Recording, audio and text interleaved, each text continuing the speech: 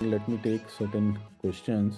And first one is from Disha Arora. What is if we have anxiety and get emotional while solving the conflicts? So obviously, in emotions, you'll not be able to think straight through and uh, get the other's perspective, because it is important to put yourself in the other shoes so as to understand the perspective of the other guy. And once you are able to understand the perspective of both the guys, then only you will be able to resolve the conflict. So yes, it's easier said than done. It's the tendency of the individual in terms of how to conduct himself in pressure, and you tend to get emotional. But it's best to avoid that while solving these kind of conflicts. Mausam Singh ji again, how to handle conflicts with a narcissist and manipulative personalities who are self-centered. So Mausam Singh ji, you have to deal with all the kind of personalities, and you need to. I don't know what's your age. Try working in a RWA as a EC member.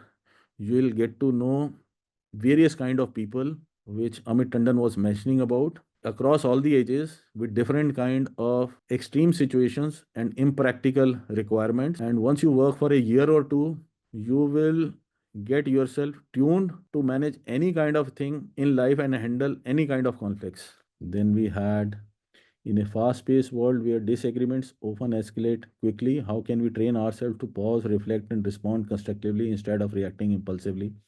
Shamiji, coming from you, you are a master in this particular domain in terms of managing life skills in the emotions and responding these kind of situations. I think you know it very well that these kind of things, the disagreements, it's part of life, and we need to patiently hear about the other guy, about the concerns, and working out a solution which is amicably acceptable to both the entity itself.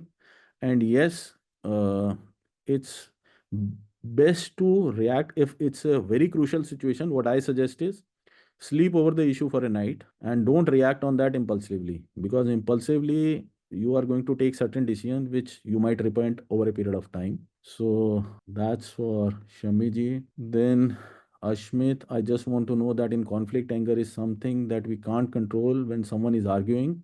Please tell me once again how to handle such situation when someone or anyone is angry. Look, you can't control others, but you can control yourself. So you need to control your emotions and let the other person burst out with whatever anger he has, and then you have to softly, politely, but assertively respond him with your perspective itself.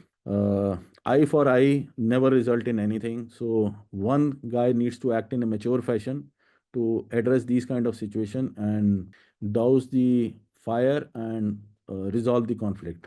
Then next is, how can we handle conflicts that involve accusation of wrongdoings or allegations?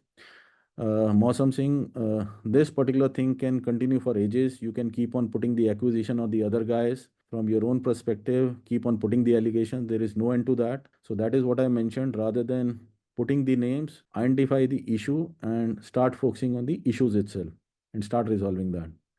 Next is Devika Verma. What we should do in the conflict when a person has no mistake? Yes, there are situations when you land into a situation that without committing a mistake, you get implicated. These are sometimes the unfortunate situations, but yes, we have to live with these kind of situations and accept it and come out of these particular things after discussing with the other entity and giving your perspective. Till the time you don't communicate that you have not done any mistake, the other will continue to keep having that particular misrepresentation about you. So communication becomes very important, that you have to clarify your point and have Hindi wali discussion with the other person. Next is Tanmay.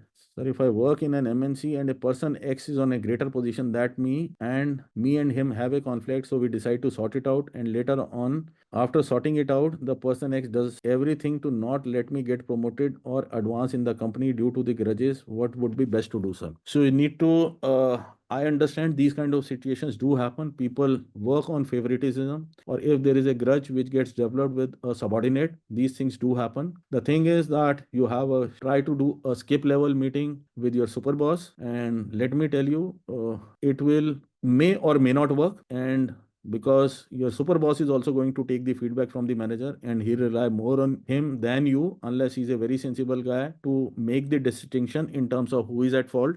The next level is go to HR, and in case HR department is not able to come out with a resolution, go to some escalation matrix for these kind of solutions, which is the suggestion box or the complaint box, and wait that someone listens to your side of the story and acts on that.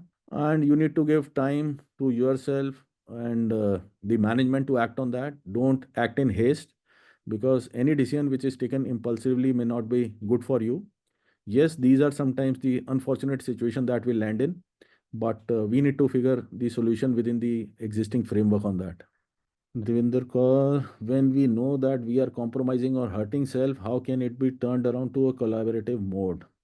Yes, there are difficult situation when you are into the compromising modes. Uh, Turning into collaborative, तालीन दो हाथ से बजती है देवेंद्र जी. So both the sides have to be ready to work out a win-win situation. And yes, sometimes win-win is not available in all the conflicting situation. So the next best is compromising or accommodating.